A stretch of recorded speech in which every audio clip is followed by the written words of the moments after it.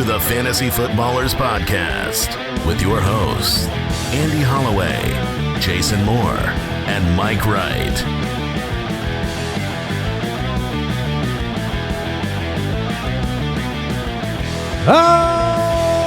Welcome in.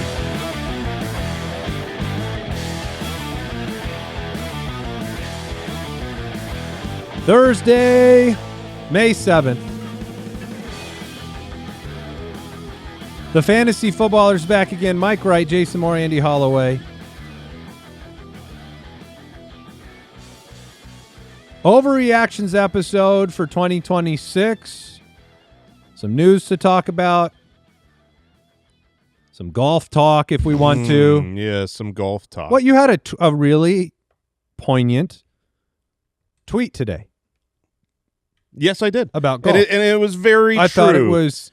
It's Why don't you read it, just for those out Sure. there that share the hobby, our new hobby of golf? I mean, it's something that I am working on. I am not good, but I have found in life when you work on things, you can get better. And so I tweeted out that my experience with golf is that the more work you put into getting better, the higher you can score. So it's great news, guys. And you've been accomplishing, And I have been accomplishing higher that. and higher. I did get a higher score today than ever before. So that's awesome. High score wins, your right? Points went up. Yeah. I'm a football guy. That's right. That's right. Mike back in the building today. Chillo. We have a couple of quick announcements. The best ball rankings are now live in the UDK Plus. So that's pretty exciting. Those of you that play best ball out there on the various platforms, you can find our best ball rankings in the UDK Plus right now. If you don't have the UDK, ultimatedraftkit.com for that. Quick question of the day comes from Zach on Instagram. How can I convince my league to switch to FAAB? FAAB is a way to handle waivers, stands for free agent acquisition budget. And it means that each week teams blind bid on free agents. And when the free agents process, you'll find out who gets them based on who bid the most. FAAB, a lot of leagues have like 100 FAAB budget, maybe 200 over the course of the year. Some teams have, or some leagues have off-season FAAB budgets, but this is in opposition to kind of a default standard of like waiver priority rolling. One of the things that's silly to me now is that I think most defaults are now a FAAB system. So it's like old leagues that you've been in for a while that have been running it as the old standard, which was just waiver priority. If you start like a new league on Sleeper, I have to imagine that just defaults to FAAB because that's the way that fantasy's been played for the last decade now. So if you want to convince them, I think that's one of the arguments is like this is really the new norm for the majority of leagues. Two, the big argument is always about fun. The reason to change any rule in any league is to maximize fun, and and maybe some fairness. Sure, I mean that's a secondary fun reason. and fairness. But I think primary, like number one most important thing for every rule is this make my league more fun. It's also more fair. It's also another level of competition and excitement, and so you get to try to outplan your opponents. It's another day of drama for your league that you get to look forward to in the waivers process. Most leagues do still default to rolling waivers, so this is Jason got bad news. This is a change. Even on Sleeper. Kyle said he fired up a test On league Sleeper? On Sleeper, it was rolling waivers. All right. Sleeper. Hey, Sleeper, No, you're listening. listen. Sleeper. No. Yeah, we've got this platform. Sleeper. We love you guys. You love us. Change. That's all it takes. Just literally type some things on the keyboard and change your default to FAAB. You want to know why it's not? An exotic bird. I'll tell you why it's not is because it is more involved. It does take more effort to manage a FAAB budget. If you have reverse order of standings, it's very easy to understand how waivers are going to process. You don't have to do another action. So I think that's why. I think it's because of simplicity. Is it better? FAAB is better. Yes. So, it gives when you talk about fairness, it gives everybody a fair shot at every free agent every week. If you have FAAB budget, you know what I mean? And we have FAAB trading in our league now. So you can actually include FAAB in your trade offers, which makes for just another a little better. another fun way to do it. And then you have to decide how much you conserve towards the end of the year. Do you need to spend it early because you got to make the playoffs? Do you want to save it? So yeah, that would be our compelling arguments to make to your league. And just say that Jason Moore said so. Hey, you can also just shame him. You know, sometimes you got to just shame people for being old busted. Okay. Yeah, shame is another way to do it that Jason Moore would do. News and notes from around the league. Well, always good when you're not found guilty of assault. Stephon Diggs found not guilty on Tuesday. Yeah. I mean, good. Yeah, I mean, I hope he was not guilty, right? Like that is the hope here. Good. Okay. Now stop finding yourself in situations where you keep getting accused of this stuff. The old liar. Stop breaking the law. Yeah. Yeah, I mean, he didn't. He's not guilty. He is. But if you've been like, can we make it a new crime? Like it's a separate statute. Okay. If you're accused of the same thing 3 times, even if you're found not guilty, you are now guilty of a triple accusation. Crime. Oh, the crime is triple accusation. You've put yourself in the position to be accused of insert crime here. Right, like I'm just 3 times. Yeah. But we can take it up with the government. He did. I mean, here's the thing: Diggs is not done.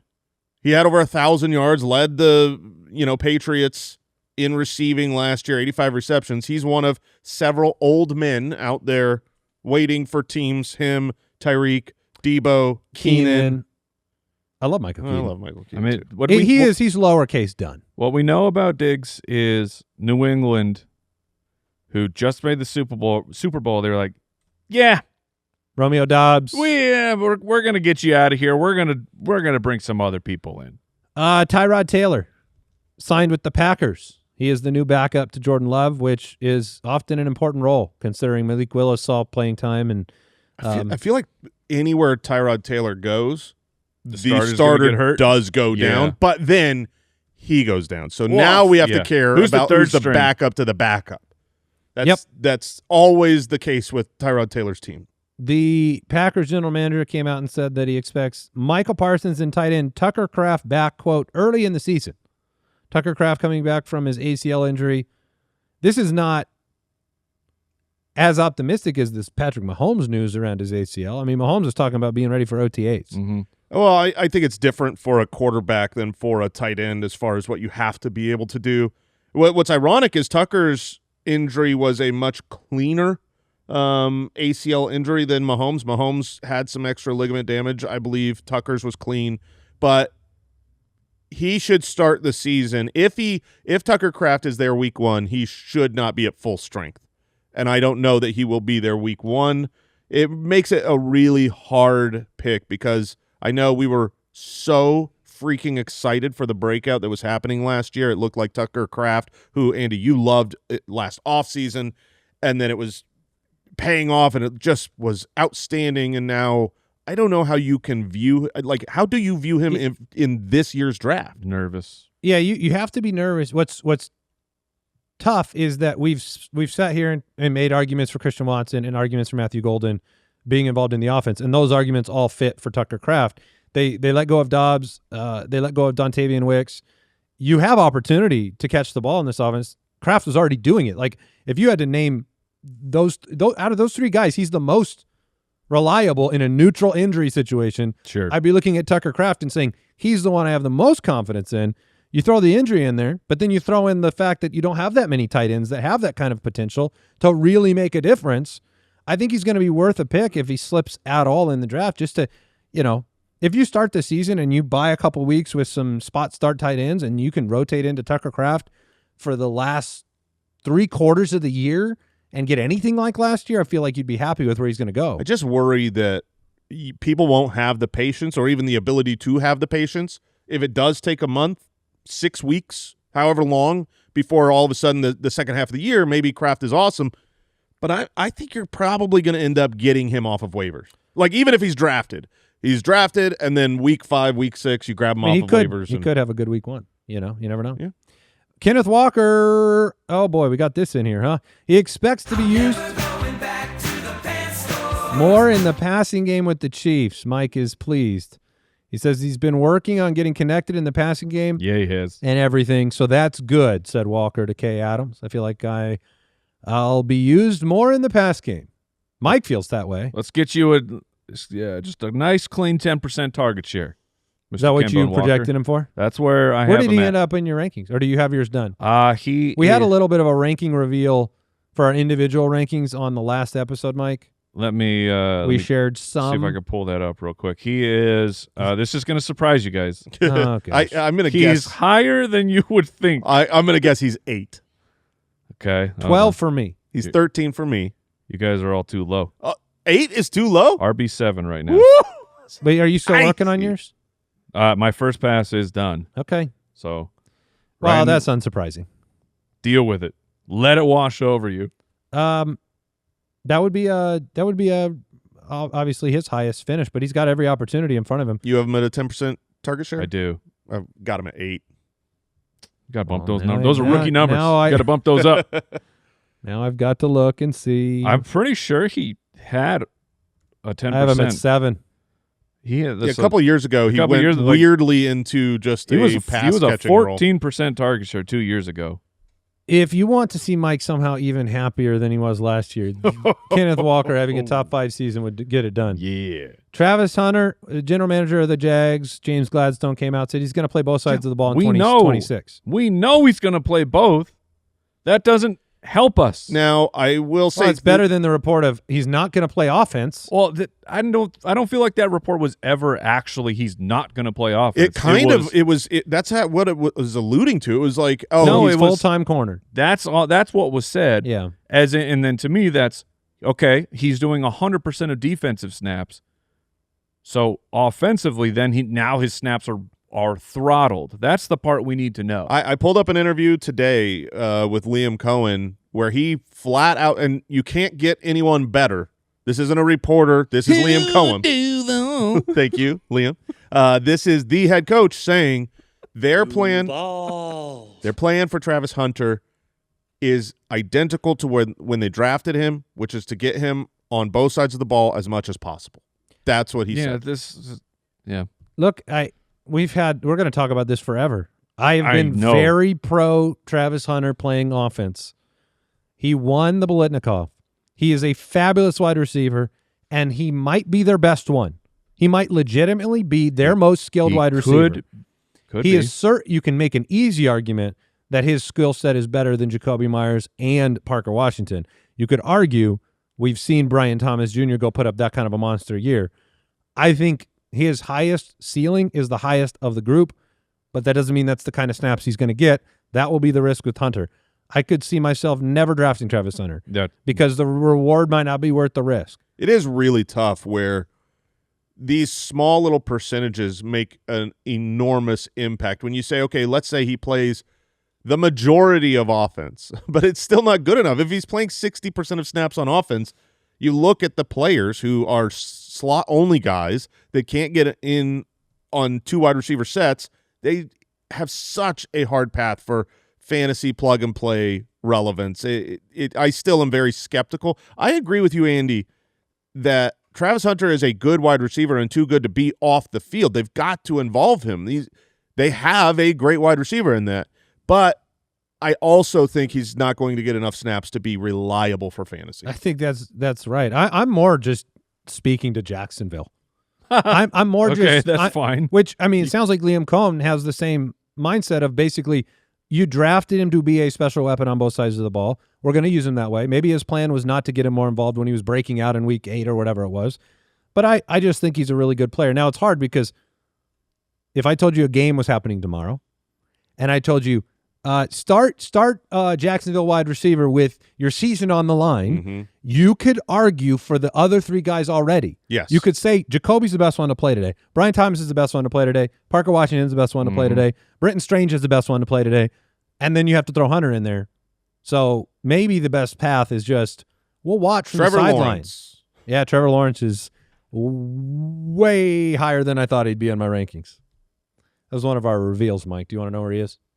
Or did I already tell you? I saw you threw out a number, but you were not complete yet. 4. Ooh. Okay. All right. Move on. Oh, there he is. There he is. horse My boy. guy. Horse boy. We are into our overreactions episode, players and situations that fantasy football managers will overreact to this year. It is always a fun episode. On this episode last year, one of the ones we brought up was not to overreact to Saquon's dominance Yes. and believe that it's repeatable. That was not met with a lot of respect, maybe. I don't know, with a lot of agreement. They're not People happy to hear it. Usually think whatever just happened is what's going to happen again. Like that is the normal stance. And it's sometimes true, but I mean, things More change often than not, it's every not. single year. Yeah. Let's get into it. I'm not gonna do what you all think I'm gonna do, which is just flip out! All right, overreactions. I think we both picked a couple of them to go through. I feel like I want to start just based on what you just said, Jason, which is that our default position is to say what happened last year is going to happen again. The first overreaction that I'm going to bring up is an overreaction to what our perceived stinkiness value is for a franchise. So we'll call this the Poopy Diaper Club. This is the Browns, Jets, Cardinals, Dolphins. You could throw a couple other teams in there. We're talking about how bad are these teams, how bad is our perception of them, and how do we react in fantasy? Our default opinion is, oh my gosh, I just had to watch 17 weeks of that garbage. So it's coming again, and I don't want any player to touch that team. So my simple counterbalance, the pendulum swing in the other direction of this, look, I stand by everything we've ever said. You want players on winning teams. Okay? Mm-hmm. So we're not taking that out of the equation. Here's part of it. Part of it is you don't know which teams are going to be winning teams. You think you do, and some you do. Some you will know. You can tell me Buffalo's going to win a lot of games. I will accept that. Yeah. But 20%, somewhere in that range, some years it's 15%, some years it's 25%, somewhere in that range of teams that are below 500 become above 500 teams on a yearly basis, the turnover at the NFL level. So you've got a quarter of this of the league that is going from a team that we perceive as bad, that was bad, to a good team. So you're going to try to identify those situations. The other thing is that you will get fantasy value out of franchises that are not necessarily the funnest to watch, right? Even in the worst year of the Jets, Breece Hall's had success. Garrett Wilson, top 10 wide receiver. The Cardinals were full of, from Jacoby Brissett to Trey McBride to Michael Wilson to the running back. I mean, James Conner the year before. You do find value in those positions. And what I don't want somebody to do is completely remove guys from your draft board because of the emotional reaction that you had to their nasty performances on the field. The breakout season for Odell Beckham came on a 6-10 season for the New York Giants. James Robinson, that breakout running back season, came on a 1-15 Jacksonville team. Brock Bowers' rookie season, Las Vegas was 4-13. Devon Achane last year. We didn't like watching the Dolphins. We liked watching him. You talk about touchdown opportunities. So like part of why you have him ranked lower is you're afraid that they weren't a good offense last year, right? And so he still had a big performance. Harold Fannin last year, a big performance. To me, you need to make sure that you're finding the diamonds in, I guess, the big Jurassic Park poop pile. Even if you don't like the team, there's the opportunity, a 20% chance that they turn it around and become a winning team that fits the category of draft players on winning teams. And then there's a chance that talent just wins out on those franchises. It's something I've been saying a lot with the draft this year with some of these wide receiver destinations, some of the places where players have gone where you're like, oh, that's gross, that's nasty. Look, you might be right for some of these teams, but if you have a player you really like and you have a team situation that you can at least paint a picture of a chance that they turn it around, don't overreact to the stinkiness of these teams. Trey McBride had the greatest tight end season ever on a 4-win team. You can do it. And I think there is a difference between middle of the pack bad and bottom of the barrel bad. I think those things are different too. Yeah, you do need to have a little bit of thought behind it. There are examples in the past where teams that you thought were going to be putrid were good. And it is shocking. I think of the Texans a couple years back. when the Cardinals acquired their next year's first, and we thought, oh, this is a top 5 pick for sure, and then they were really, really good. But also, they got a new rookie quarterback who was surprisingly way better than we thought. And so I do think you can take a look at these teams, these bad teams, and kind of get a good idea of like, okay, sometimes it's a player is alone. So he's going to soak up so much of the target share that they can still be bad. But other times when you're looking at the bad teams that are going to get better, there's got to – I just look at the quarterback and say, is there a chance? So, for instance, Shedeur Sanders, right? Is there a chance that he could surprise and be better? I think probably. I think that is more likely that he could have better than what? Well, I'm saying last year, as opposed to like if we're looking at these 4 teams and saying, you know, Geno Smith at this stage of his career, is he going to really rescue and turn the Jets into a really good team? Probably not. Now, I think probably not with Shedeur as well. Browns were in 9 one-score games last year. There were a lot of games that their defense kept them in. It didn't mean that they had great offense. I mean, you can talk about the Browns and Quinshon Judkins. Judkins and Fannin had great seasons. Yeah, but that stat is such an indictment of the offense because of how like they were in 9 one-score games. They went 4 and 5 in one-score games. Yeah. Their defense was that good. Every week, their offense is that bad. Then yeah, exactly. You every week you would look at the score and you'd be like, oh, the Browns are in it again. Yeah. You know, I know, Jason, you don't have high expectations for the Dolphins. You know, a lot of their personnel is pretty similar to last year, but you bring in Malik Willis. The performances by, you know, who they had on the offensive side last year was terrible. Tua's gone. Just keep an open mind. Don't shut these teams out. Don't completely take them off your list for the draft board, because I think there's opportunities to find value. And I think the overreaction is to say, oh my gosh, I don't want one. You know what I like about that, Andy? I like your positivity. Thank you. I like how optimistic you are. You're looking forward and you're saying it can be better. It doesn't always have to be worse. But now it's my turn. Not yet. Oh, man.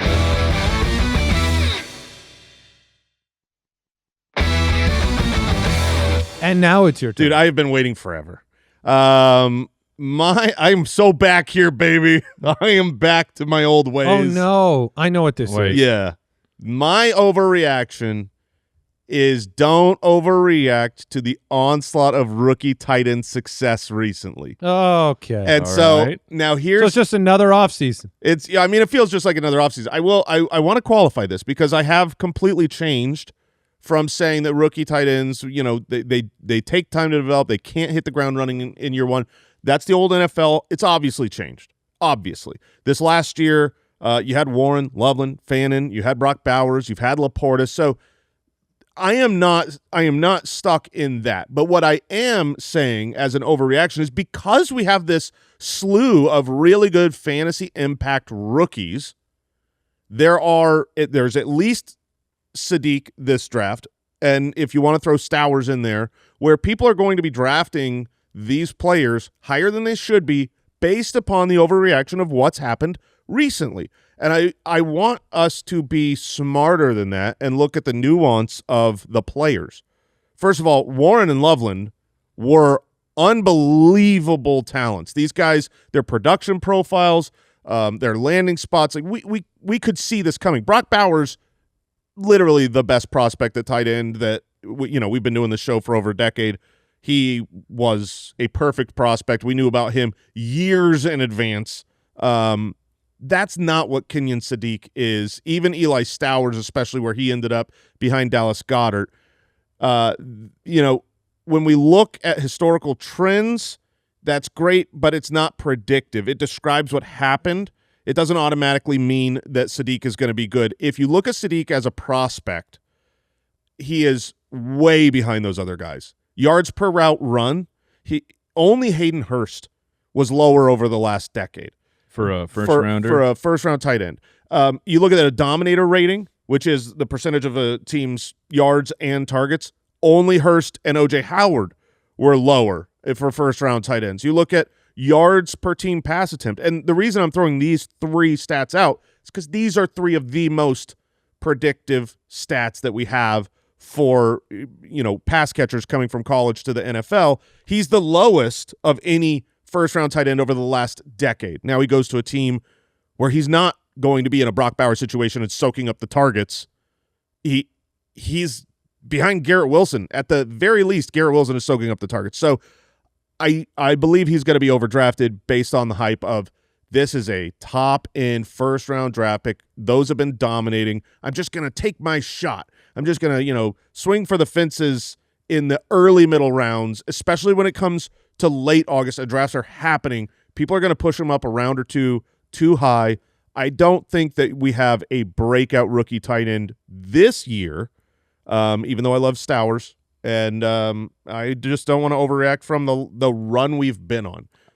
I don't disagree with you at all. I know the prospect of Kenyon Sadiq, I am concerned of. If you're that awesome, why aren't you dominating in college ball? Is like OJ Howard's is kind of. I mean, he's at Alabama. He's in the in the SEC. Like Josh Jacobs was similar. Like as a running back, his production profile was lacking, but you could understand why. Sadiq, you can't. Like, why aren't you better? I'm just chuckling the whole time because your topic is don't overreact to rookie tight ends. Just call it what it is, Jason. I don't like Kenyon Sadiq. Thank you. Yeah, okay. Just be intellectually honest with the people. Just say, don't overreact to Kenyon Sadiq. Okay. But the reason, my point is, I feel like you have to like briefly mention Stowers just so you're like, no, I'm talking all the tight ends. No, you're not. All right. Well, talking about one guy. Look, last year Andy's was, about Saquon, and this is about Sadiq. Don't overdraft Sadiq. He's not going to be special. Get Stowers off the graphic. Yeah, honestly, I think Stowers could do it. Stowers is so good, man. Oh my god, I would take Stowers over Sadiq. He still has to get by God. Yeah, I think what I think's actually happened. I don't think that fantasy football players are capable of reacting in either direction to rookie tight ends. I think all we do is we take the young, unseen upside in the spot of the draft where it's ugly, old, and boring. Yeah. And we've gotten lucky 3 years in a row. Yes. And it's worked out spectacular. So maybe we that's why people are going up a little bit. They're going to say, well, it's worked out 3 times in a row. I'm going to. And you know what? When I get to some late round pick and I have to choose Mark Andrews or Stowers, wish me luck. Don't overreact. Wish me luck. Grab Mark Andrews. Mike, go ahead. I just want to talk a little bit about some touchdown regression, and we call it positive regression because we just want you to understand we're talking about going in the right direction. So we're talking about touchdowns specifically for the running back position of saying last year's touchdown droughts will not last forever. James Cook is he's become the poster boy for this type of talk where his first 2 years in the league, he scored a total of 2 rushing touchdowns in each of those consecutive years, breaks out in a huge way. And it's like, oh, yeah, he was hitting some bad luck. Maybe he's hitting a little bit too much on the good side, but he's a great player. It can't be just simply, oh, this player will never be able to score. So I wanted to highlight a couple guys to pay attention to because it's not as easy as like last year's Matthew Stafford threw a touchdown on 7.7% of his passing attempts. That number's probably going to come down just based off of a huge history of Stafford. Running backs are more difficult. But one player I do really want to highlight, Ashton Genty, is in this category of last year. We had 266 rushing attempts for him, and he only scored a rushing touchdown of for every 53 carries. Like these are numbers we can look at and say you're getting way too much volume. Your touchdown expectation should be far better than you performed last year. We have some guys in talk about carries inside the 5 where the success wasn't there, but the opportunities keep flowing. David Montgomery, only 5 of his carries inside the 5 turned into a touchdown. He should be seeing exactly the same amount of volume he was seeing inside the 5 this year compared to last year, maybe even more, and I expect those numbers to go back up. But along with Ashton Genty, going on the good side, Blake Corum is very interesting when you're talking about this, because he stands out dramatically of a player who had 13 carries inside the 5, and he only had 4 touchdowns. And I think people will see that number and be too dismissive and say, well, that means he's not good in it. It's all Kyren. Or look at the actual amount of carries that the team is giving him inside the 5 and be like, maybe I need to be a little bit more hesitant about what's going on. He has some touchdown regression coming for himself. Maybe I need to be more worried about the timeshare. We had, I guess, last episode, you guys were talking about the report of Kyren and Blake Corum being more of a 50-50 Yeah, we had a split. pretty big debate about it. Mm-hmm. So how many carries inside the 5 for Corum? he had 13 last year. So Kyren had 18. Like there's a lot to go around for that team because they're scoring a lot. But the point is, Well, Kyren is. Yeah. okay, so that's where you stand on Yeah, it's on where this he- side of the That is argument. where he stands on That the is where I argument. The touchdown, the numbers are the numbers, man. Analytics, they bounce back to the mean, and I think that Corum really underproduced in that area. And younger players tend to get better, and Sure. older players tend to get worse. And then, just to highlight, like Bill, only 3 of his carries inside the 5, 3 of 12 turned into touchdowns. So make sure you're paying attention to these. We give you access to these types of numbers in the Ultimate Draft Kit. If you just want to go look at a red zone report, see who's getting a bunch of carries inside the 5, I mean, this is part of the process that I go with. So you can build it into yours as well. Look for signs, because guys don't like Chase Brown scoring on 31% of his carries inside the 5. It's low. It's low. Look for opportunities. If you were to For them to simulate that bounce back. season 100 times, Right. that's going to come up as one of the lower performing seasons right. relative to the mean. And the big boy is Saquon Barkley, who had 1 touchdown from inside the 5. Like, that doesn't make On how many attempts? On 13 attempts. You highlighted, Andy, like, be careful with his performance. I will say the same thing now of In the other direction. yeah, like don't bury Barkley just yet. Rank check. Yeah. I really did not like where Saquon ended up for me. He's a player that I'm going to move up because he finished where I had him statted out at running back 15. That feels too low. I got him at 10. I felt pretty good about that. Yeah, I feel like that's the right range. Yeah, I agree. And maybe a value for that team that's going to lose by all, counts, A.J. Brown. Yeah. And, yeah, we can like Stowers and Lemon, but that's not the presence of A.J. Brown in that offense. I would not be surprised if you saw a very similar run-heavy scheme with a little bit more bounce back to the mean. My second overreaction is it's ironic because I don't think we knew we were going to talk about Travis Hunter in this Jacksonville offense, but my second one was just that Brian Thomas Jr. is not dead. Oh, man. When I was doing Jacksonville, brother. Hard time? It's so difficult to not react drastically to what happened last year. You talking about the fact that he finished as the wide receiver 43. He missed 3 weeks due to injury, but only had 48 catches, 700 yards, 2 touchdowns. His catch rate totally bottomed out. It was not It was at 50. all too different than what you saw from Ibuka second half of the year. He caught 65% of targets in his rookie season. That plummeted to 53. And it's like I He needed Mac Jones targets, man. he can't be at 53. Look, his It doesn't make sense. He's a rookie. It doesn't make sense. But maybe it does. A lot went sideways. The challenge here is that you've only had like a handful of rookies that have finished as top 5 wide receivers in the history of the game. Beckham was one, Chase was one, Puka was one. Brian Thomas Jr. did that 2 years ago. That's why he was a top 10 pick in a lot of drafts. The fall off of expectation to performance, that difference is the most impactful thing that you could have in fantasy in terms of, like, he is the bust of the year probably. When you relative to draft position, he has to be. What's wild is that all the other sophomore wide receivers struggled.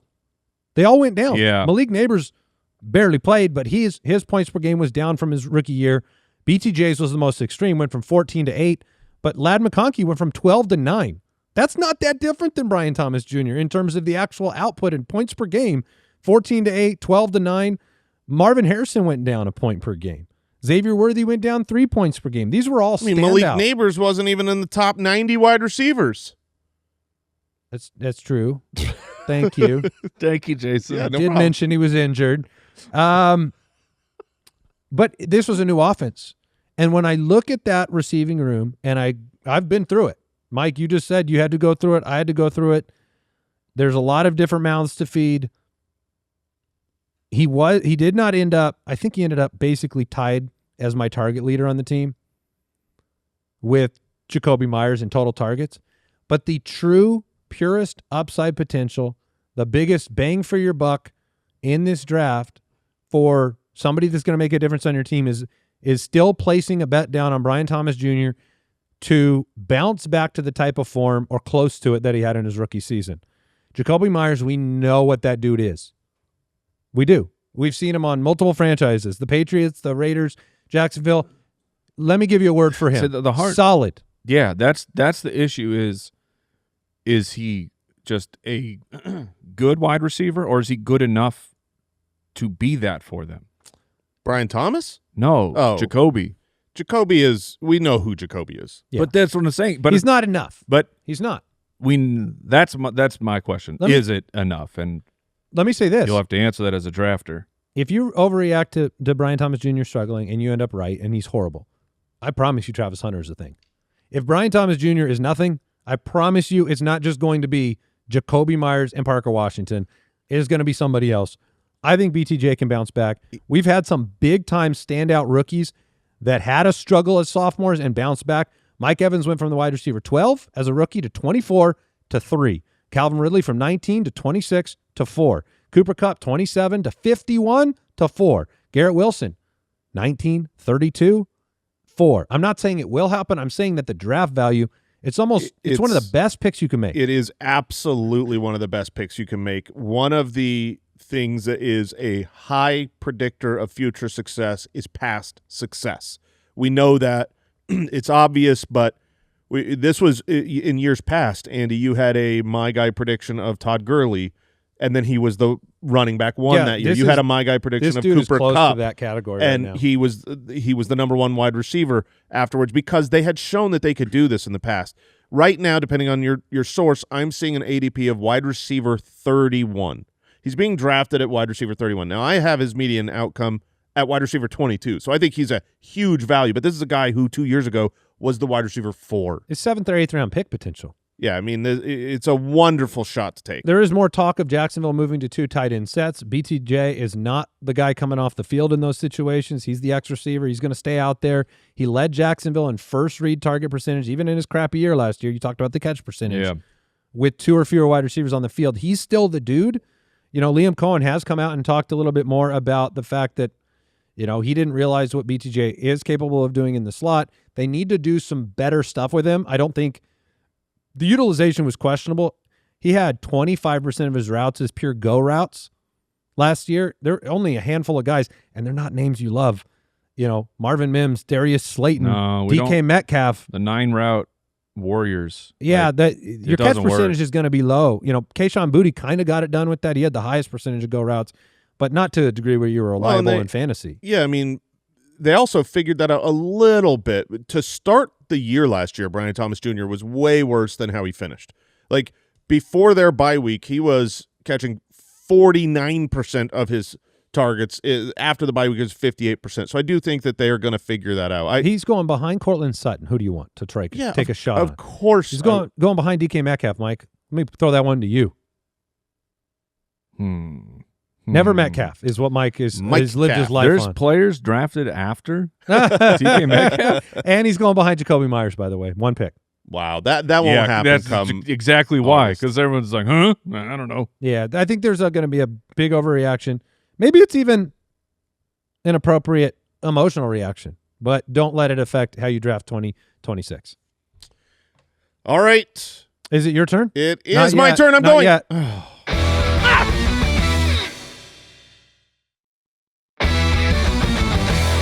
Mike, what do you got for us? I don't think we can do that now with the screen. Oh, it must be Jason. All right, I'm up. Injuries have one of the biggest effects in fantasy football, and they are not predictable. However, there's a lot of data at different positions for how often players get injured or don't. And I want us to be aware of what happened last year at the running back position and not overreact and think it's going to happen again, because it ain't. Running backs last year were so healthy. Yeah. No one got injured. It was unbelievable. I We've feel like never. that part of it was you. You made the proclamation about of Bijan course, Robinson. Bijan, we knew it was Part was declared. Mike. Sheer will kept Christian McCaffrey on the field, plus an electrical station, plus he siphoned the powers of his other teammates. I mean, it really was. You have guys who have massive injury history, like Christian McCaffrey, Jonathan Taylor. A lot of guys just didn't get injured. In fact, if you look at the players last year, Christian McCaffrey, 17 games. Jonathan Taylor, 17. Bijan, 17. Jameer, 17. James Cook, 17. Achane, 16, but he was just benched in Week 18. All the guys that were 16 were benched in Week 18. That was, Devon Achane and Javonte Williams. There was basically kind of hurt too. There was basically only one injury of Right. note, which was Josh Jacobs. Well, yeah, Bucky. Oh, yes, sorry, two. Bucky and Josh Jacobs, those guys were injured. But to give you a little bit of numbers of how wild it was, in 2025, the top 12 by ADP averaged 16.1 games. And it's really higher than that because most of those were Week 18 sit-downs from their team. Saquon Barkley didn't play, wasn't injured. Usually, you look back at the previous decade, they're only averaging 13.6 games. And that is a big difference because when you have those injuries, like Josh Jacobs missed like 2 games, not really. He was injured. He was playing injured. He had games where he would play like 29% of the snaps, not touch the ball. It was a very bad end of the season for Josh Jacobs. So how does this apply to not overreact to it? Well, one, you're going to have the pendulum swing like it will. Running backs were great last year. Running backs will be highly drafted again this year, which means you're going to have some value in the first 2 rounds at wide receiver. I also think that this is a very good year to focus on depth at running back because, people are going to be like, oh, I've got my studs, I'm solid. But also what that kind of points me towards, I'm not the hugest fan of this, but the years where you want to try it are years after what we just saw, and that's 0 RB. 0 RB is the methodology of drafting where you are going to take the backup insurance running backs late in a draft, the fodder, and you're going to wait for the injuries at running back. The reason it's probably a good year to do it is because it didn't work well this last year. When you have a bunch, I call it the no-dub strategy. When you have a handful of people playing that strategy in the same league, they kind of cannibalize each other, and it doesn't work well for them to succeed. But when it's like not popular, it's like, oh, that didn't work. People aren't going to be in it. And especially, and the running backs are being juiced up. You get access then to elite wide receivers and the elite tight ends. Exactly. So I don't want to look back at last year and think, man, somehow running backs just figured out how to exercise and stretch better, and they're not going to have, big, massive, devastating injuries this year. It will sadly happen, and take advantage of it. Draft. Way to not be positive like me. Draft depth. Just talk about injuries coming. I mean, you're kind of like the Grim Reaper. That's you know what I mean? That's kind of your thing, man. What are you trying to do over here? I don't know. It just trying to really rebrand sad. live on the air here. We can't do that, man. You're not fooling nobody. We're like 12 years into this. We'll leave him as double stuff. Mike, what do you got? Like Jason's talking about with the running backs, we have a situation to monitor here with the elite top-tier mobile quarterbacks. Okay. Because they did not come through. I want you to read it verbatim. I want you to read your headline verbatim. Which for your section here. Do not let last year's quarterback disappointments brainwash you. Mobile quarterbacks still slap. That's it. All right. All right. That's wrap it up. That's a Kyle Borgononi. Oh, is that what he did? Yeah, Kyle loves to say things slap. Mortal Kombat still slaps. Which it does. There you go. There's a new movie coming out. Not sponsored. I hate being old enough to where and a Street Fighter. Everything has come out 3 or 4 times. Do you know what I mean? Yeah. Like that is not a great part of growing up, is just seeing the same exact movie Want to see some new stuff? remade 3 or 4 times is wild. They're just still trying to get it right, any time now. Crazy. But so, like Lamar, ADP of quarterback 2 finishes at 20. Jaden Daniels, lost season to injury. Jalen Hurts, not nearly as good as you hoped. Bo Nix, Bo Nix was a weird season because sometimes it was fantastic. And then, of course, Kyler Murray, who loses his job to injury and the team just no longer wanting to play him. We need to know where he is for you right this minute. Oh, yeah, Kyler? This is part of our rankings. Hold on. Surprise yesterday. Me and Jason had a big differential on Kyler Murray. Right now, I have him better than ADP, but he is quarterback 15 for me. 23. Oh. Jason has him at 10. He is Just call me Baby Bear. he is currently 12 now. But yes, I had him at 10 at the beginning of the first round. But to your point, Jason also has Jaden Daniels very high. Which that's what we want to bring up here is The forgotten man. is the ADP is it has shifted. So last year, Lamar Jackson was going at around the 2-3 turn. Right now in best ball, he's going in the late 5th. Jaden Daniels went from a 3rd rounder to a 6th rounder. This is value is being placed upon you, and these are still the guys. Like Jaden Daniels last year, if you look at only his 6 starts, his rushing numbers were exactly what you wanted. They were nearly identical to last year. He got hurt. The completion percentage wasn't as great, but we need these guys to run, and we need to know that they're going to run all year long. And Jaden Daniels is now giving you a discount. And like his scramble rate was even higher in those first 6 games compared to his rookie season. Then Jalen Hurts, it's the same thing. You had a weird lower rushing touchdown year for Jalen Hurts. Is that the new normal, or is it the couple years prior where it's automatic? Last year only 8 rushing touchdowns on the season. It was the fewest carries inside the 5 since 2021 for Jalen Hurts. The chance for him to regress to his mean there, I think it's very strong. And I'm not saying like I'm for sure calling these things to happen. It's just about finding value where the market is presenting it to you. And regression studies should be a huge part of what you do when you're getting ready for drafts, because that's how you know when people we're a little too excited for them or the mob is too scared of this player. Yesterday, we got a question, Mike, on the mailbag portion about our process for statting players out in the UDK.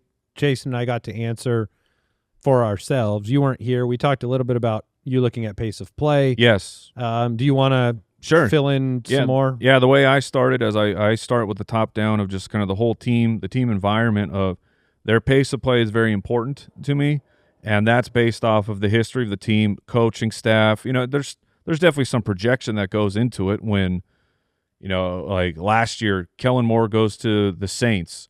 He plays way faster than Peyton and like the previous regime, or not Peyton, Dennis Allen. Yes. I couldn't think of his, and you're like, so you got to just kind of anticipate that's going to go on, but we have enough history of Kellen Moore. And then I look at, that coach, the quarterback, like just who they have. Their pass to rush ratio is really important to me. Is that going to stay about the same? Is it going to rise? And then that essentially just feeds my quarterback statistics of knowing those things, and then of course knowing how the quarterback performs, and then I just kind of filter that down to the rest of the players. Now we kind of talked about different starting points for what you're looking at as we build those out. Obviously, the entire set of player-by-player, team-by-team projections for all 3 of us and our consensus rankings are all going to be in the 2026 Ultimate Draft Kit. We just released the best ball rankings in the UDK Plus, available right now. All of that at ultimatedraftkit.com. If you never want to think about it again, you can just become an Ultimate Foot Clan member. You'll get access to both the UDK in its highest form, the UDK Plus, and you'll also get in-season tools, including the lineup optimizer, everything we add all the time, everywhere, extra episodes every week. It's a great way to support the show. Just go to jointhefoot.com for that. We are going to say goodbye to today's episode, and we'll be back with Dynasty Week next week. Trade targets, rookie sleepers, an autographed jersey giveaway next week, and a whole lot more from the fantasy footballers. Until then, I wish you good luck on the golf course. Oh, I need it, man. Swing straight. Hit the ball. Definitely hit it.